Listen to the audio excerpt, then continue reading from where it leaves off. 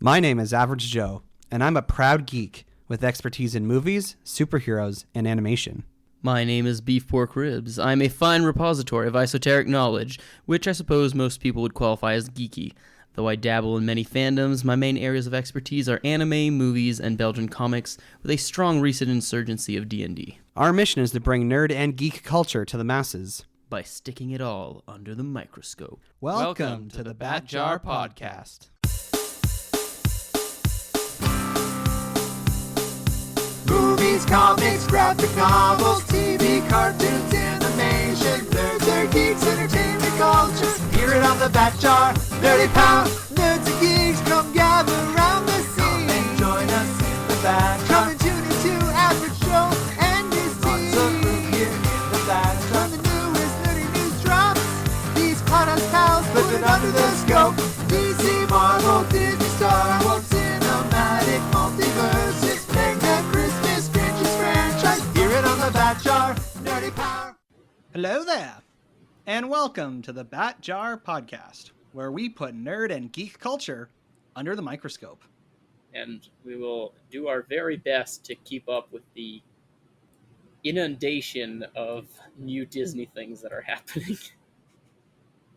You know, I was helping someone move this afternoon, and I mentioned I had to go record a podcast, and a friend of mine was like, "What? You're still doing that podcast?"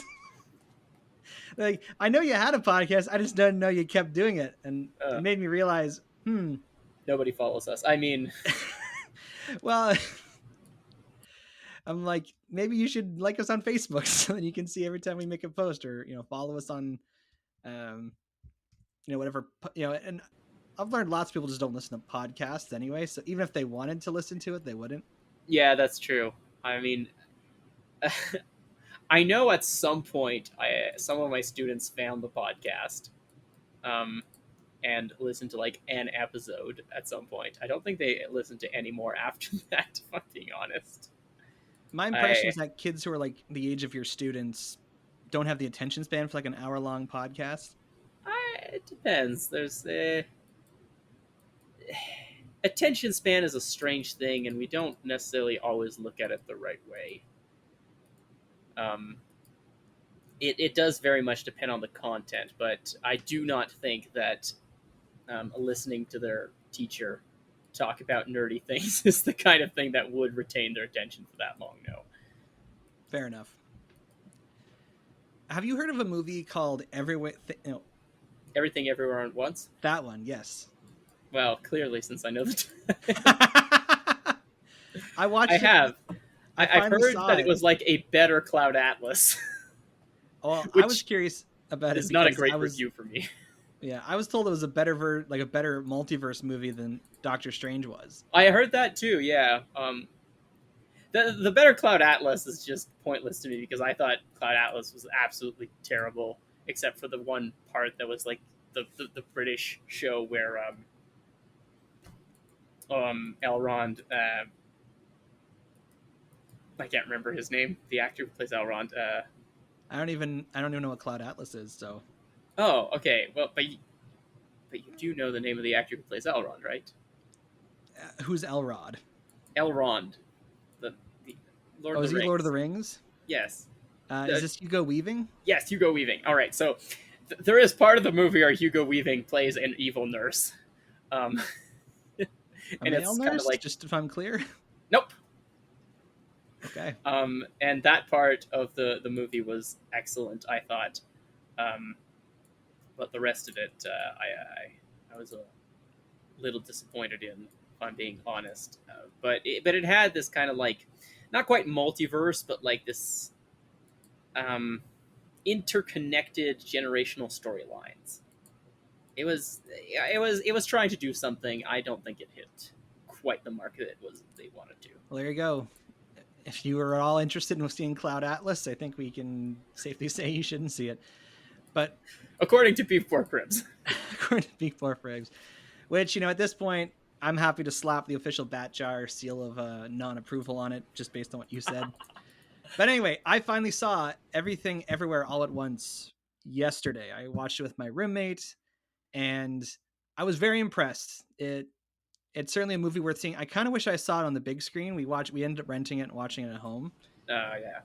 but it definitely is a better multiverse movie than Doctor Strange is. Not just in the way they travel between the universes, but all the kind of like the variety of the different worlds that the main character goes to or accesses versions of herself from. And then the nerdy thing is that the actor who played Short Round in like the one Indiana Jones movie is like the kid actor. He's now like an old man, and he plays like the main character's husband. It's like, Okay. oh, look at him all grown up. That not exactly something that I'm super interested in. I don't have a particular fondness for Short Rounds or Temple of Doom generally, but He was also in the Goonies. Do you like the Goonies? I've never seen the Goonies. Okay, neither have I. Oh, okay. We're in unity. Maybe we should watch the Goonies and do an episode on that. Maybe we should. Anyway, so that's my plug for Everything Everywhere All at Once. Second thing I want to say, Dragon Ball Super : Superhero was released in theaters last weekend. I went and saw it with a friend, and I was very skeptical going into it because you may know, like, the movie's entirely in computer animation. Oh, okay. I did not know that, but Yeah. So for people who don't know, Dragon Ball typically has always been animated in 2D, meaning like traditionally done with paper drawings. They've experimented a few times with CG animation during the fight scenes, like in the Super Broly movie that you and I saw together. There was a few moments where they turned into CG characters, and it was pretty obvious. But this one's entirely computer animated, and it does take a while to get used to. It feels a lot like the more recent Dragon Ball video games, like if you've seen any of those. yeah. So, and then the mouth flaps, it's like, it's pretty obvious they're dubbing to it because the mouth flaps are more specific to the Japanese words, and like they try their best, but it just doesn't line up perfectly. That's also a tough one to do at any given time. Like, I feel like the trying to match those up to, like, even with 2D animation where it's a little bit easier to like muddle it, it's still never 100% perfect. Mm-hmm. Yeah, especially when it's a movie, because then the animation is better, so it's the lip that's true. More nuanced. But anyway, on the whole, I really enjoyed it. I don't, again, just like Dragon Ball Super Broly, it's not something that anyone can just go and watch. You really need to understand the Dragon Ball universe in order to enjoy it. Ironically, though, I don't think you have to. Yeah, you don't have to actually watch Dragon Ball Super, I don't think, to enjoy this. Like, if you've seen Dragon Ball, the classic, or even Dragon Ball Z, then I think you're fine. Well, a lot of the movies kind of had that, except for Dragon Ball Evolution, but... Yeah, and this is canon. Like, this is set after the events of Dragon Ball Super, the show. And it's set after the Broly movie, because there's characters from the Broly movie who are in this one. For people who care, the movie has a huge focus on both Piccolo and Gohan. So if you like either of those characters, it's worth seeing. And it was number 1 at the box office, so take that, American movies. Third plug. This is my final plug. I know a lot of some. And if you have some plugs, we can do some from you too. But I know a lot of celebrities during the pandemic started doing podcasts, and a lot of them started like doing like rewatch podcasts of shows they had been on. And I didn't really get into the craze of the rewatch podcast. And then just sort of recently, 2 podcasts started that kind of got me into it. And initially I was like, well, I'll just listen to the episodes and hear them talk about the shows. But the conversations have been engaging enough that now I'm rewatching the shows like episode by episode to catch up to when they're going to talk about it. So if you're interested in either the show Boy Meets World, there's a rewatch podcast called Pod Meets World, where 3 of the actors who played characters on Boy Meets World are going through and rewatching every episode. Very interesting stuff, because they also talk about what it was like being like working as children as actors on a sitcom, and all the kind of behind the scenes things you wouldn't think about, like the fact that they as children had to have like 3 hours of school every day. So there was like a teacher on set that would like kind of like take them off to a classroom and teach them stuff when they weren't like working on scenes. Nice. You actually did remind me of something. There is a similar podcast that Donald Faison and Zach Braff have done for Scrubs, and I mean, I do rewatch Scrubs every once in a while, so I like it in general. But you get a good deal of the Zach Braff, Donald Faison bromance, which is hilarious, and they quip off each other quite well. So that is pretty cool. I'm just throwing it out there, What's it called? Reminded me of it. Oh, I have no idea. I'm so bad at the only podcast whose name I remember is the Critical Role podcast, because it's literally the name of the show. Right. Did you ever watch Boy Meets World? Have you heard of the show? No, I haven't. Like, I've heard of the show, but I haven't watched it. No. Well, it's on Disney Plus, so if anyone wants to hop on the bandwagon, they're up to episode 8, I think, of the first season, so you can binge the first 9 episodes and get caught up. The other one that has started recently I've been getting into is called Talkville. I see. Can you guess what Talkville is a rewatch podcast for? A show I will never watch, and I think did I ever talk about how much I don't like Smallville? You've spoken this before. This would be the perfect time for you to get into it, because then you can hear the actors talk about their experience. Talkville is Michael Rosenbaum, who played Lex Luthor on Smallville, and Tom Welling, who played Clark Kent, going back and rewatching every episode, starting with the first season. So they're up to I think at this point they've released the first 7 episodes. So next week they'll be covering the 8th episode. It's not legally available to stream anywhere in Canada. So luckily I have a friend who had the whole series on DVD. I have seasons 4 through 10 on DVD personally, but I don't have the first 3 seasons. So that sounds oddly like my collection of Supernatural. We got season 1, 2, 4, 7, 9, I think. And watching Smallville and then hearing the actors kind of comment on it again, like remembering what it was like filming it or things that were happening behind the scenes. Very interesting. So now in my weekly rhythm, I have 2 shows that I'm watching purely so I can go listen to podcasts about said shows. Well, a podcast is a podcast. I mean, it's weird that I'm on a podcast. I don't overly see the appeal of them. I do understand it, but it was never something again, the only podcast I listen to regularly is a D&D show, and it's very much not like a regular podcast. It's 4 hours of people playing D&D. It's not something that I just listen to have in the background either as much. I actually usually listen to it. Yeah, it's more like an audio drama, right? Or like a radio. That's the way I kind of consume it as media as well. So it's kind of, I guess a little different for me. I never had the big craze for podcasts as much. So there you go. There are all our plugs. If you want to check out Dragon Ball Superhero, very stupid title, but that's what it is. It's in theaters now. Everything Everywhere All at Once, I think, is still playing in some theaters, but it's available for rental now on home streaming stuff. And then if you want to listen to Pod Meets World or Talkville or whatever the Scrubs podcast is, check them out on your podcasting apps of choice. We do have some Dooms delays. To my chagrin.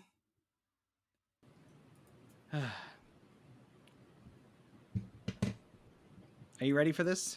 I was born ready for this. It's a DC thing, isn't it? Oh, is it Super Pets? Well, no, Super Pets has come out that's already came out. Yeah, never mind. Shazam! Fury of the Gods, which I'll remind you was originally supposed to come out in June 2023, then was moved to December 21st, has now been moved to March 17th. I was right. It was DC. Yeah. And the Aquaman movie, Aquaman and the Lost Kingdom, which was supposed to come out December 21st, was then moved to March 17th. Is now coming out December 25th, 2023.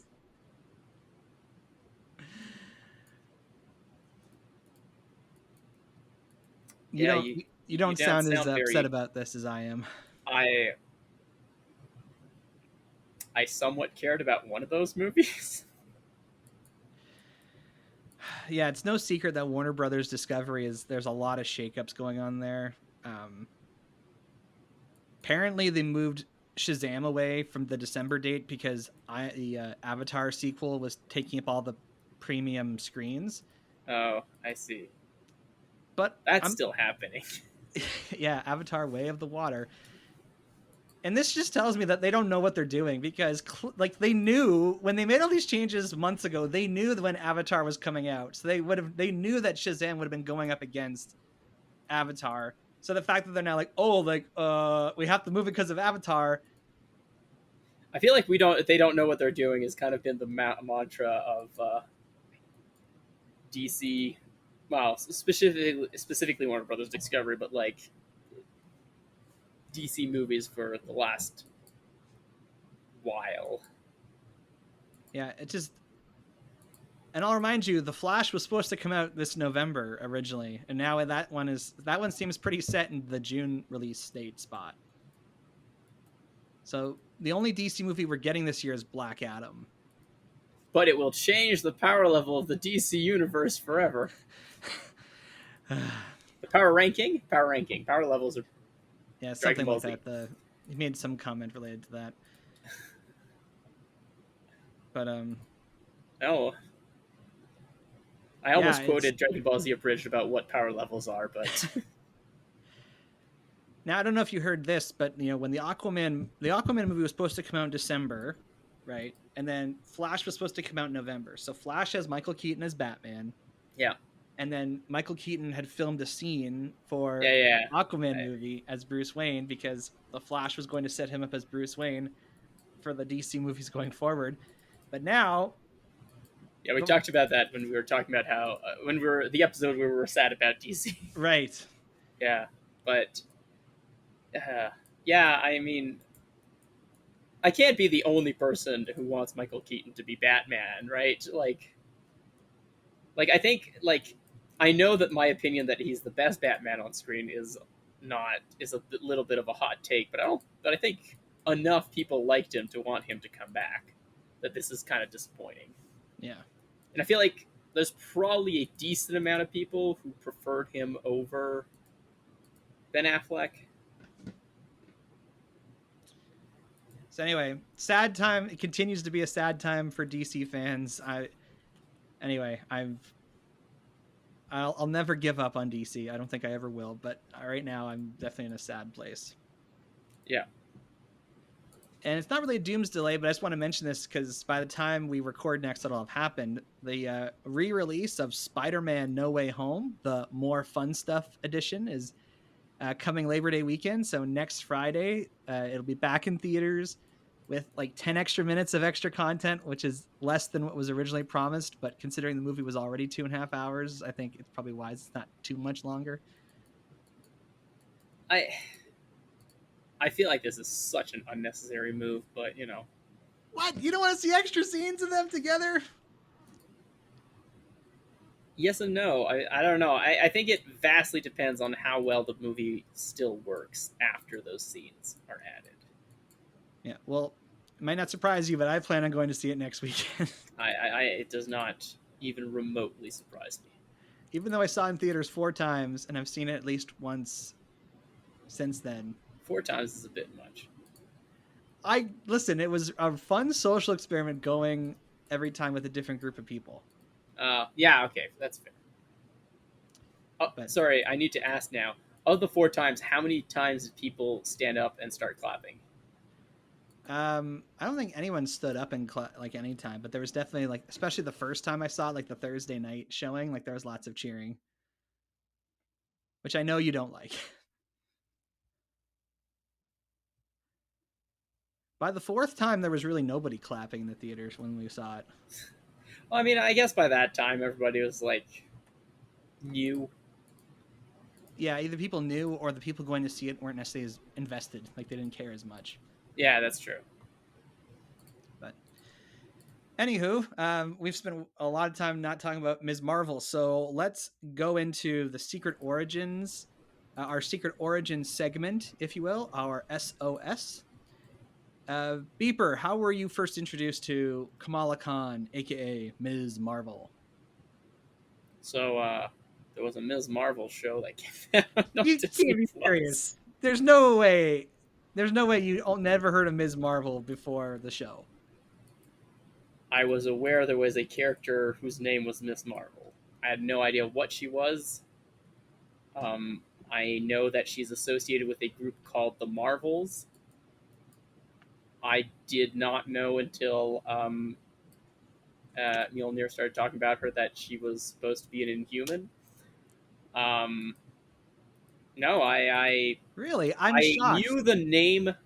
No, I knew the name existed. I knew there was another Marvel superhero with the name Marvel, but that was about it. Wow, that's interesting to me because, like, how I was first introduced to the character is just browsing through comic book news sites and whatnot. She was a character a lot of people talked about. Like when she first debuted, there were, she was there were many reasons why she was a significant character, so it made a lot of news. And then as the years went on, her personality as like a fangirl became very prominent in the comic book fan community. So like I would see a lot of memes with her in them, or I'd see a lot of panels like kind of like out of context where she's like fanboying about or fangirling about different characters that she's like meeting as a superhero. And then a bunch of more recent Marvel comics that I have read have included her because they're usually like Avengers or team up things where she's involved. So I've had some exposure to Ms. Marvel prior to the show. I guess I'm just surprised you being married to a Marvel fangirl that you didn't know more about the character. That's a fair one, but also, unless we need to redo our bits, you're the one who's the comic expert and who would know about comic things, not me, right? Yeah, but anyway, I overestimate how much you know about Marvel Comics characters. I think that the other big thing is that, which might go into that, is just that I do not have a very large I got into comics slightly later, but not like I got into older comics a little bit later, but they were still older comics. Like I still don't really know that many new comics. It's this kind of it's this weird thing that I have. It's a very similar thing I have with trying to talk to my students about anime. None of them have watched the animes I like, right? Because they've watched older stuff. Exactly. They've watched a bunch of animes that I've never heard of, but they've never watched a lot of the things that I really like. And I feel like there's a similar things with comics where I'm like, yeah, I don't really know as much about comics that aren't much more classical. Fair enough. Well, all right. Getting into the secret origin for Kamala Khan herself, it kind of goes back to Carol Danvers, who is currently Captain Marvel both in the MCU and in the comic books. Because as you might remember, listeners, from our Captain Marvel episode, Carol Danvers first debuted in the comics as Ms. Marvel. She was like the female counterpart to Captain Marvel, who was a male character who was an alien. And it was only in 2012 that Carol Danvers took on the moniker of Captain Marvel. And so Ms. Marvel as a character kind of disappeared at that point because Carol had assumed a different role. And then it was in 2014 that Kamala Khan debuted in Captain Marvel issue 14. Sorry, she made her first appearance in Captain Marvel 14. That was in August 2013, and then she got her own solo series the following year in 2014. So this is an example of a legacy character. And again, we have a whole episode on what legacy characters are, but Beeper, just very briefly, like for people who maybe haven't heard the term or haven't listened to that other episode, which they should go back and listen to, Absolutely. what is a legacy character? A legacy character is a character whose name stays the same but is different people.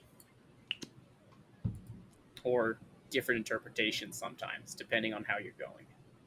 Right. So the superhero name and often the costume, sometimes even the powers, are kind of passed around like a job or like a mantle. The classic legacy character is Robin, right, in DC Comics, right?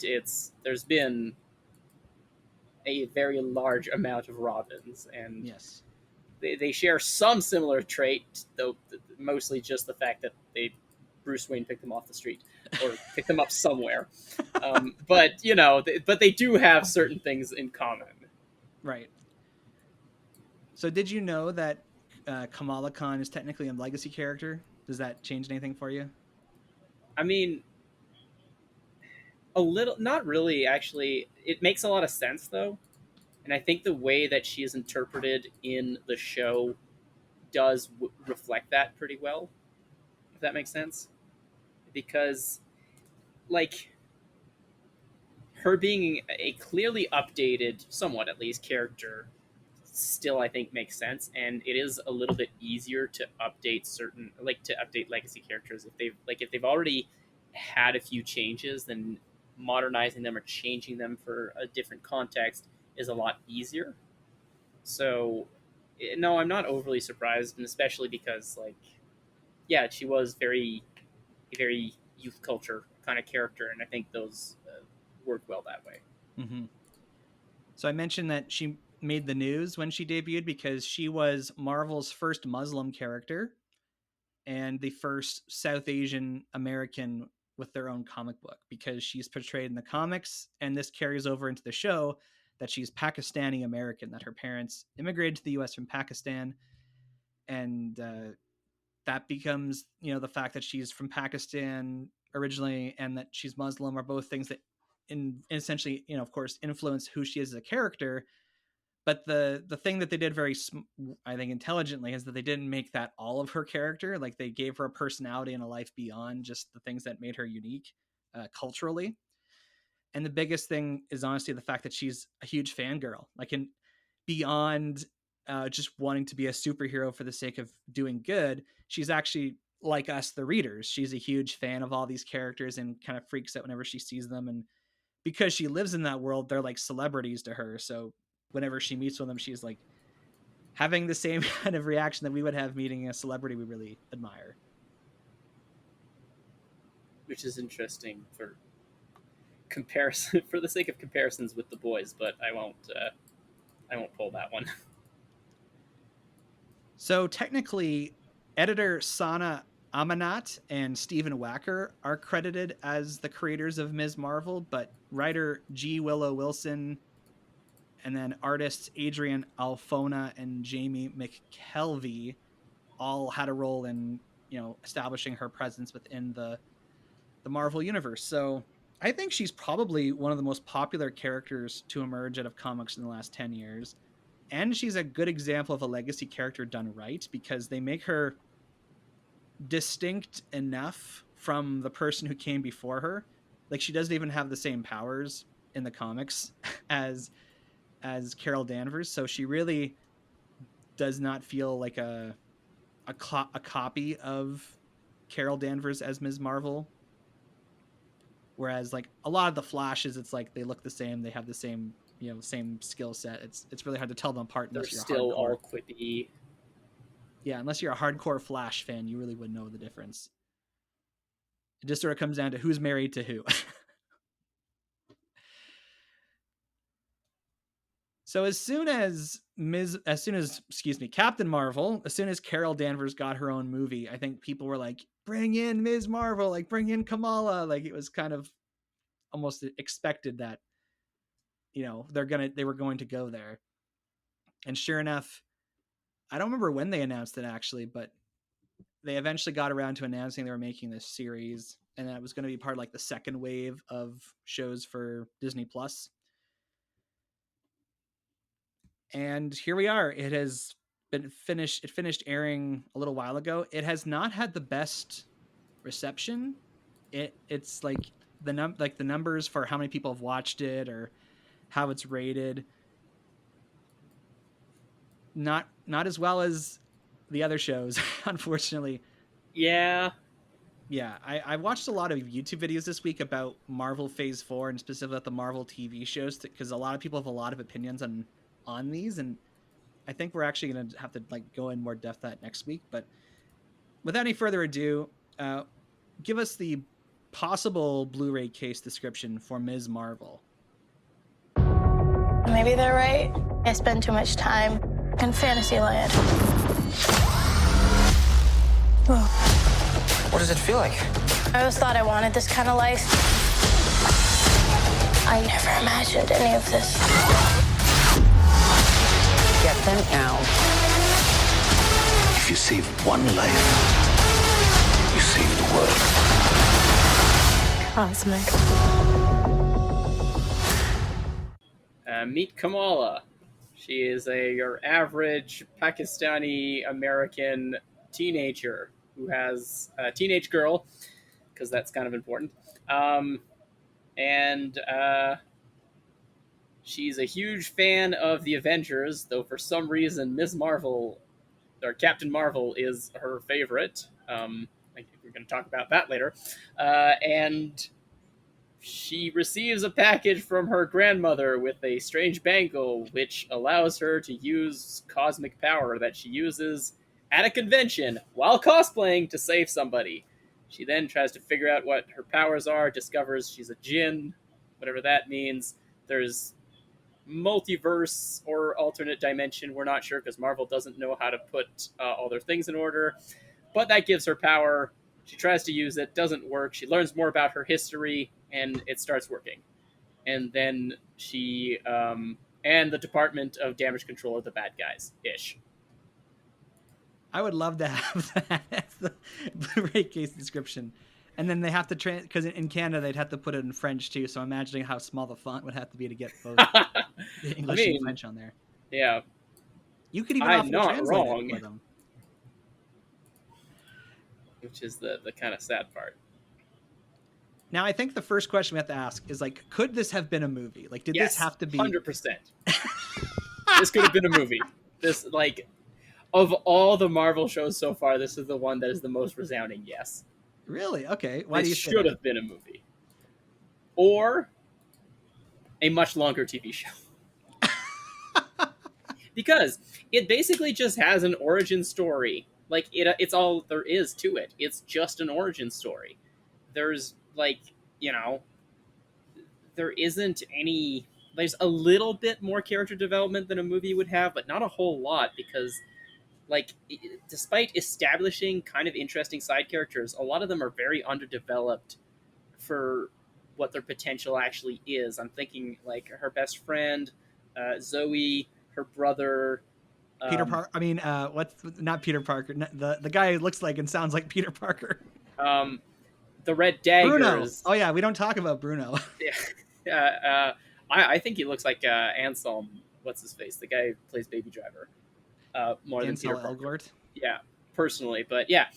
Well, I think they did a decent, like, other than one or two things with Bruno's character that I didn't particularly like. I think they did develop Bruno well enough, but most of the other side characters don't really get much. The whole flashback episode with her great grandmother should have been longer because they tried really hard to make you care about a character you see for like half an episode. So, like, either you commit to these characters and develop them better, or you just keep it as an origin story and make it a movie. But as it was, like, what do I know about the Red Dagger, who's played by? Does he have a name? I don't even remember. He's the guy who's played by the guy who plays MK in Into the Badlands. Never seen that.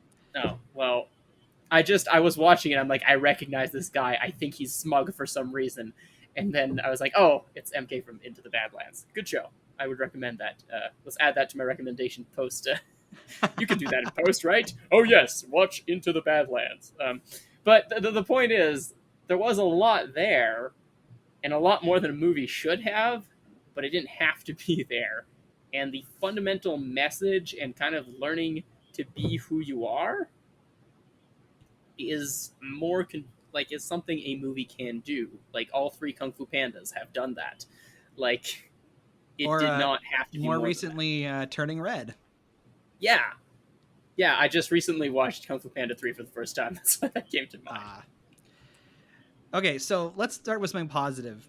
I think this show and the actress, I'm going to look up her name because I don't want to butcher it. She's actually from Markham, Ontario. Oh. Iman Vellani.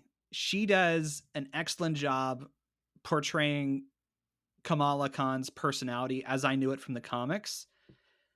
And it turns out she's actually a huge fan too. Like she famously called Kevin Feige after Doctor Strange came out and said, you can't call the main, the movie universe 616. It's supposed to be a different universe. Yes, because 616 is the standard universe from the comics. It's a really I know, but my point is she's a big enough Marvel fan that she knows that kind of thing. Yeah.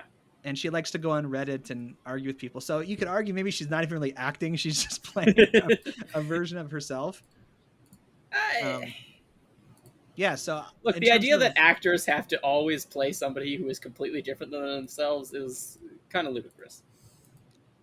Otherwise, you wouldn't cast specific people. Yeah, and she's actually, she was actually born in Pakistan herself, moved to Canada when she was, a year old. And she's Islamic herself, so she's very much... And for all I know, she's probably a huge fan of Captain Marvel, because she seems to be a fan of all this stuff. So I want to give her props because, yeah, she nails the personality and the character of Kamala.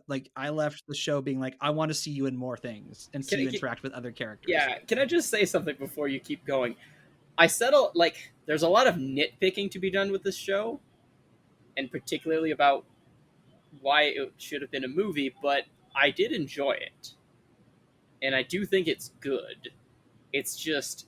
has a lot of there's good bones in it. It's just there were a lot of I think it's one of the easiest of the Marvel shows to nitpick so far. Well, they had to change a lot. They had to change a lot from the comics for the show because in the comic books she's an Inhuman, as you mentioned earlier, and they don't want to be talking about Inhumans right now. Even though they put one in the last theatrical release movie. Yeah. So they changed her origin, they changed the kind of powers she has because because they're making Fantastic Four, they don't want to have two people with stretchy powers. Even though she does have stretchy powers. Yeah, so they had to come up with an entirely different origin for how she got her powers. Which I think they did a pretty good job of. Okay. They did an okay job of beyond the whole... Once again, Marvel can't decide what is a different dimension, universe, or timeline. So this isn't super spoilery, but basically the origin of Kamala's powers in the show have a lot to do with the fact that she's from Pakistan, and she's from a particular family from Pakistan. Her origins are related to coming from Pakistan, essentially. And in the comics, you know what I mean? There's a whole episode set during the creation of Pakistan that... No, I know, but that's not necessarily instrumental to how she got her powers, per se, right? Because that's... I don't know, that's kind of similar to saying that, Gilgamesh got his powers from being in Mesopotamia. No, it's kind of the other way around. Okay, well, but I see what you mean though. But also, is it a spoiler to say that they kind of switch? They make a switch on that at the end too. Maybe. I guess what I'm trying to say is, in the absence of the story of her being an Inhuman, they just sort of leaned really hard into that. Well, okay, what else is known about this character? Oh, she's from Pakistan. Okay, let's write a whole bunch of her, Okay, yeah. origin into, like, I didn't dislike the fact that there was a Pakistan history lesson basically in this show. But I feel But I'm it was like, more. It was more about.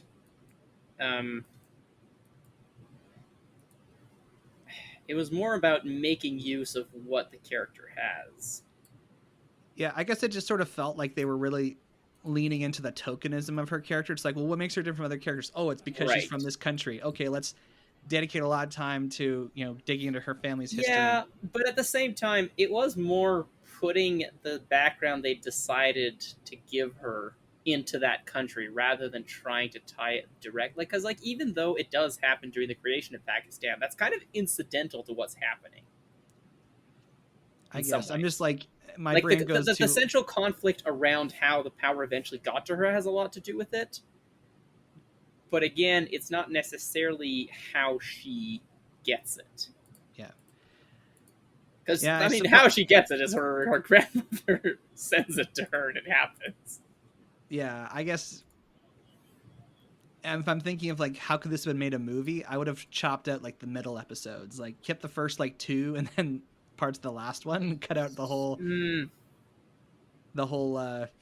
otherworldly stuff basically. And I would have cut out the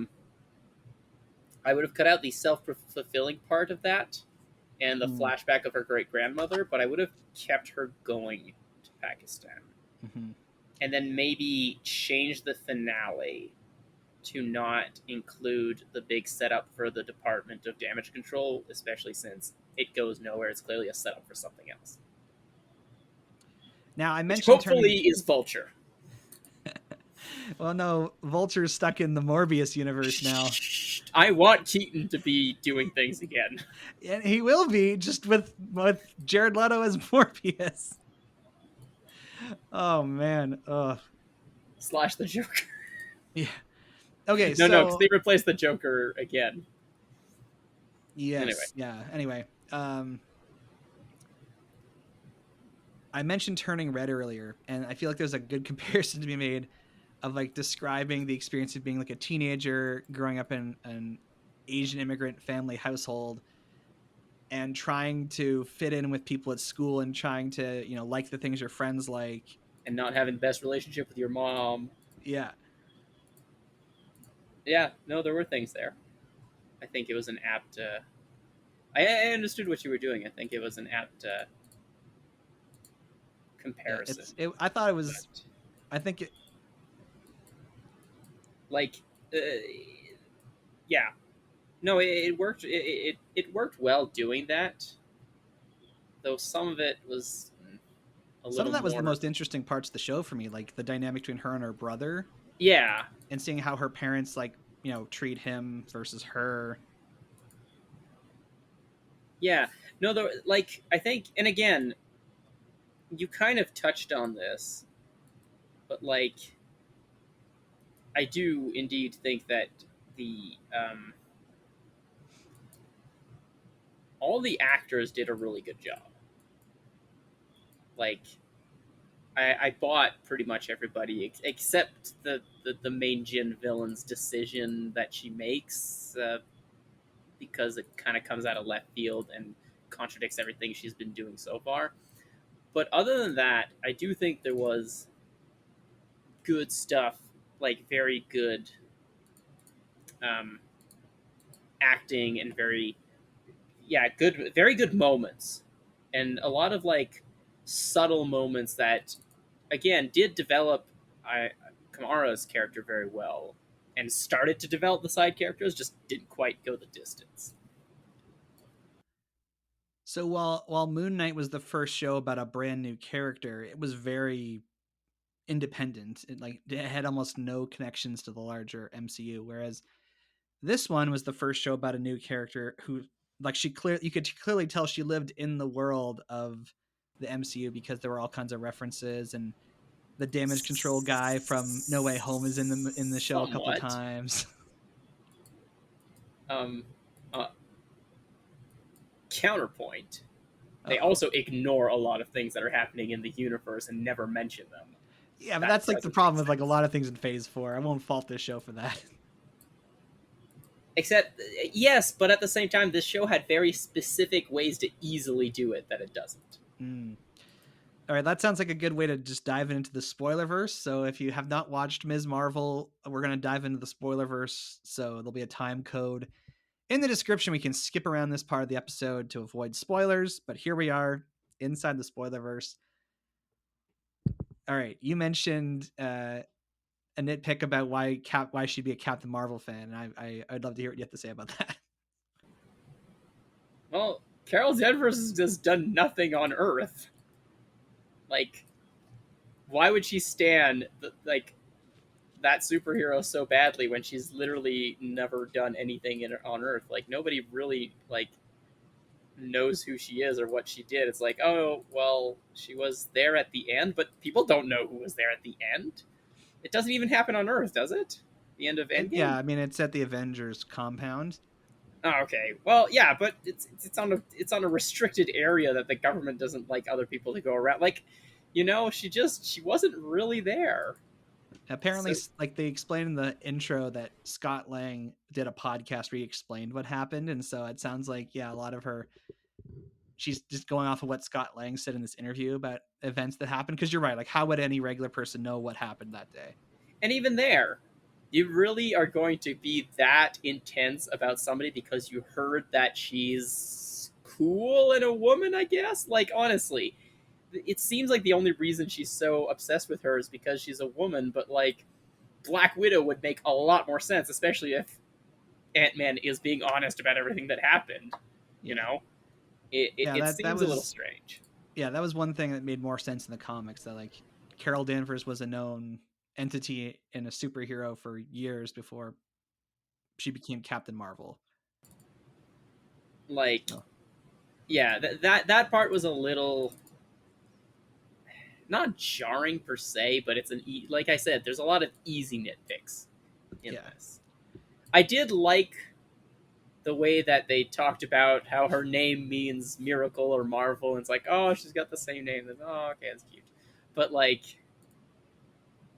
it was a little ham-fisted, I thought. Yeah, again, like in the comic books, her costume is basically meant to be a more modest version of what Carol Danvers' Ms. Marvel's suit looked like. But because Carol was never Ms. Marvel in the movies, they had to like come up with an explanation for why she got that costume. So they kind of like, I would say a little cheesily, like gradually introduced the different elements of the costume before they finally got to the final look. I mean, I think they did it pretty well, personally, but I do understand that it wasn't. It was a little strange. I think they should just cut out all the Jin stuff, because that to me this sort of felt nowhere, and then it just sort of self-contained itself anyway. And yeah, and then especially the main Jin just being like, oh yeah, I do have a son here. You abandoned him less than 24 hours ago, and now you're going to change what you have literally spent over 100 years single-mindedly trying to do because somebody suddenly reminded you that he exists. And then she ends up being a mutant anyway, so it's like, what was the whole point of giving her this all that was like also a little bracelet weird thing? Like, it's like, yeah, that was the other thing that I'm like, did they make her a mutant because they wanted to like have a little bit of the Inhumans thing? Because the Inhumans are basically mutants. And it's especially funny because there was a time where Marvel was basically like thought they would never get the Fox characters back, so they were really pushing the Inhumans and not the X-Men in the comics. So it's funny to me that they've come full circle where they've now turned a very famous Inhuman into a mutant. Yeah, it's a strange decision to say the least. Yeah. Also, I feel like her conflict with her mom resolved way too fast. Yeah, well, I think that's the thing. A lot of these conflicts resolve really quick. See, the thing with her mom, yes and no. You love saying that. No, If no, we made a because like T-shirt for the podcast, it'd be just you saying yes and no. I know, but it does happen quickly. But it does happen after something really big is revealed, and something that I think the reason why it wasn't to me too bad is because it simultaneously was fixing the relationship between her mom and her grandmother, and in a way that made sense. Because her mom and her grandmother had this conflict about, well, her grandmother always said our family is magic, and then she's like, no, we're not. You're just you're crazy, right? And then she sees magic and she's like, oh, my mom is not crazy. Our family is magic. Clearly my daughter is magic, and she's clearly been through a lot. Maybe I should start listening, you know? But you Like, I went on a understand that whole in the context of the show, it was very quick, yeah, though not nearly as quick as the main Jin being like, okay, I'm done now.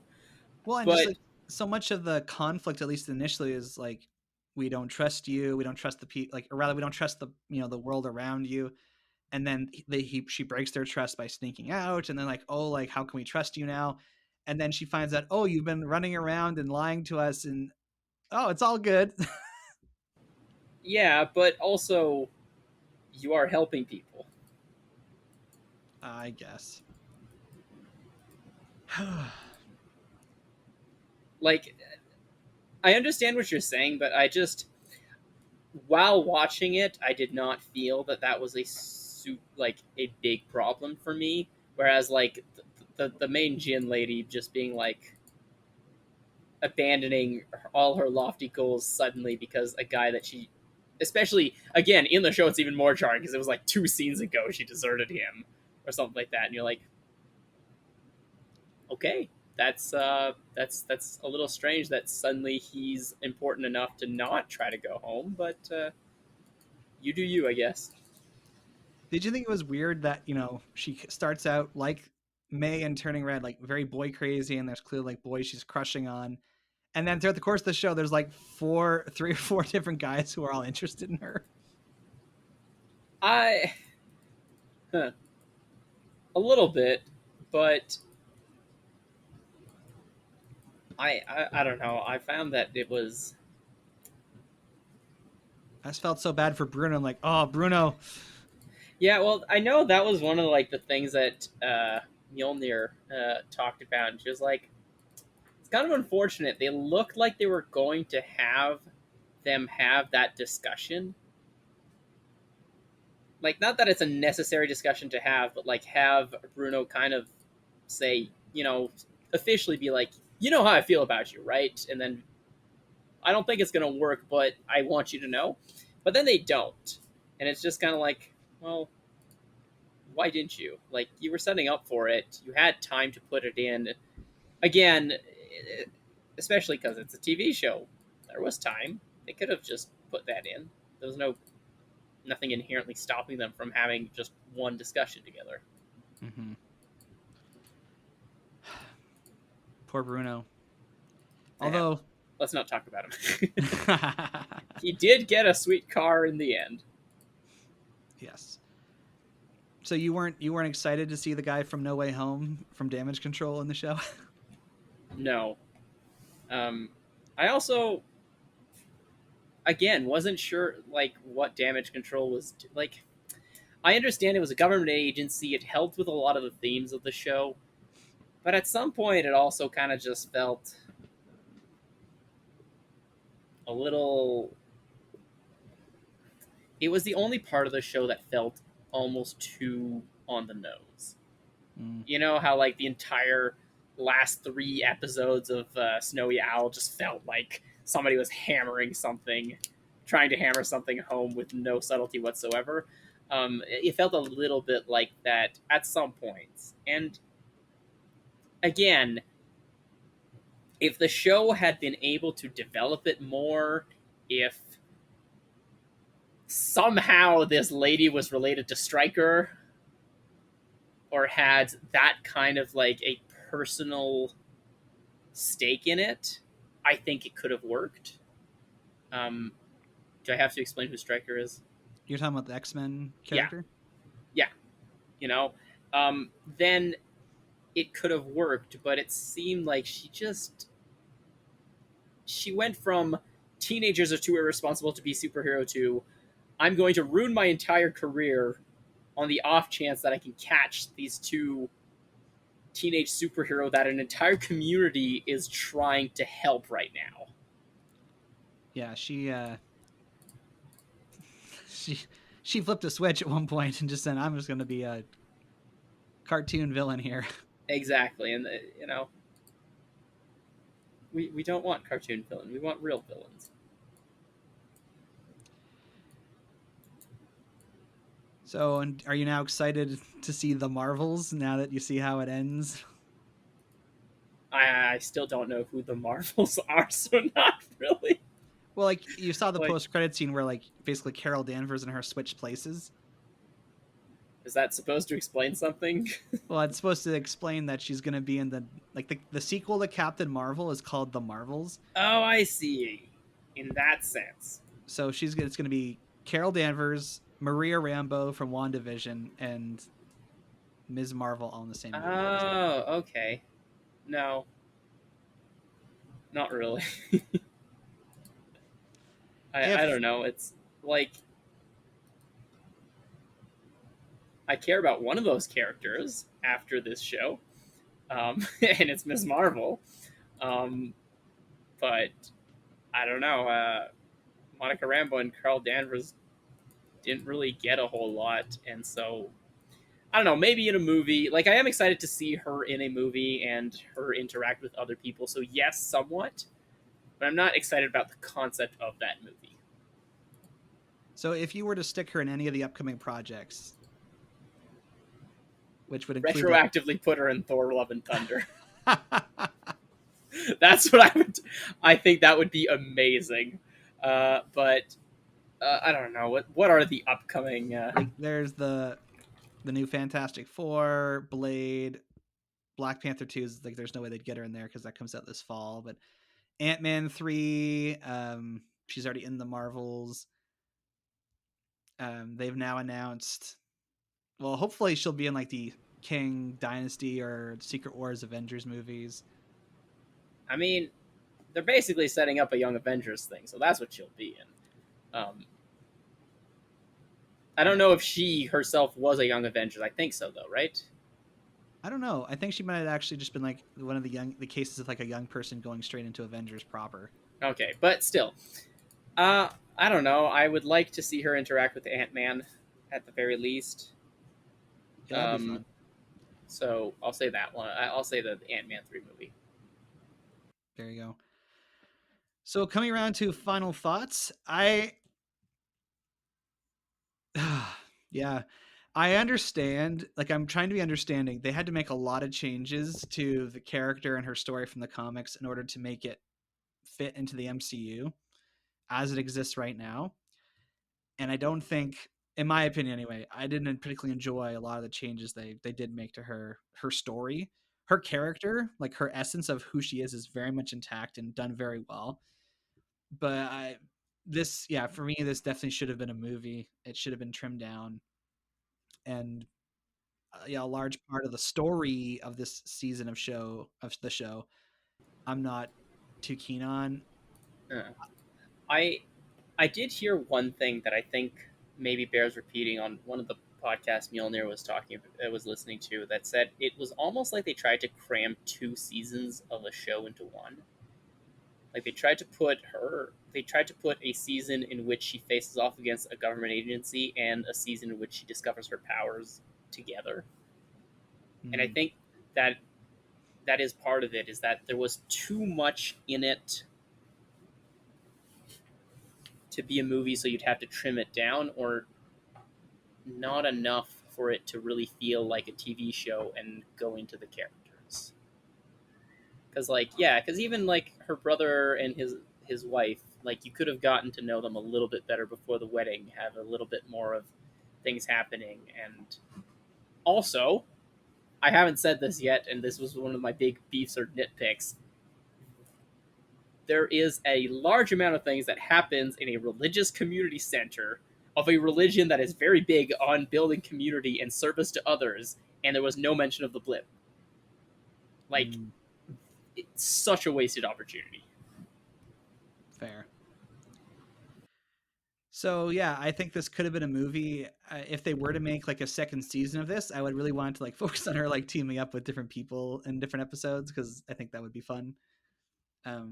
So yeah, I enjoyed it, but it's not my favorite as a show. I really enjoy her as a character. Like, I want to make that very clear for people. Yeah, I think my thoughts are similar. That like very good characters, very well portrayed, but with a few wasted opportunities and slightly overreaching for what the format was. So it is like, I enjoyed it, I liked it, I was entertained, but it does seem like it could have been better. So And I think the other thing is, like, there isn't an easy fix to this, unless you call, adding another 5 episodes to the season an easy fix, which it isn't, right? Whereas, like, there's a lot of other, I think a lot of the other shows had like one glaring problem that you could fix fairly easily. Like, there was one episode that was bad, or one or two that just made everything else a little worse. I think that's not the case here. Everything is kind of average, but with really brilliant parts in it. So I'll give Ms. Marvel 2.7 out of 4 bad cookies. You know what? I will for once agree with you. We have agreed before. Don't say it. I don't think we've ever given the exact same. We definitely amount have at least once or twice. Okay, I feel like I usually try to make it different. Because, well, not because I want to be different than your contrary, but because usually as we have these discussions, our opinions are pretty different about a lot of things. But I think for this they averaged out. So in the spirit of by the way, the series is streaming on Disney Plus, so if you want to check it out, it's on there. If you want to reach the show, you can send us an email at batjarpodcast@gmail.com. or you can tweet us at The Bat Cookie Jar. You can find the Bat Jar Podcast wherever you listen to podcasts, including YouTube, because we got a channel. Share our posts on Facebook, write reviews, give our shows a rating. This will help all people join us inside the Bat Jar, and we appreciate it dearly. In the spirit of Marvel Disney Plus shows, I want to do something here to like tee up our next episode, because I think there's been enough of these Marvel Disney Plus shows that we can kind of do like a dive of like what is working and what is not working with okay. I thought you were going to say a ranking video, but well, I want to ask, like, if you were to rank the 6 shows. Okay. And just like nitpick a few things that are problematic. Like, I would say Hawkeye is still my favorite of these Disney Plus shows. I feel like Hawkeye is... I started watching Daredevil after Hawkeye, and it's making Hawkeye like more, even more enjoyable. Nice. So for me, it'd be Hawkeye, and then Snowy Owl. Still love Snowy Owl. WandaVision, even though I like had a bad taste in my mouth at the end, like I still enjoy that. And then I think for me, then it's actually Ms. Marvel number 4 in terms of overall enjoyment. And then I know it sounds crazy, but then I'll slap in Loki. And I think holistically, like Moon Knight's probably the show I've been like just overall was not as engaged in.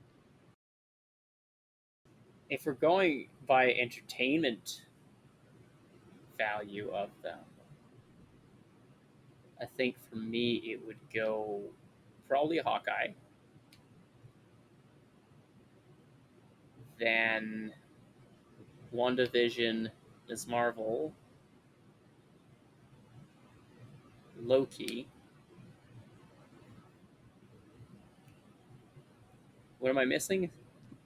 Moon Knight and Snowy Owl. Yep, Moon Knight and then Snowy Owl. Snowy Owl's at the bottom? What? I just have been. I don't know. No, that doesn't surprise me. Again, pure enjoyment. I think that in as far as quality, it would be a different list, and as far as like the ones that have created the least amount of problems for the MCU at large, Snowy Owl is pretty far up in that list, whereas all the other ones just are below because they do. And Snowy Owl doesn't as much, but like, yeah, that's a different thing. But I like the idea. What's working, what's not working. Oh, also, I think I would stick What If kind of in between Ms. Marvel and whatever I said next, which I think was Loki.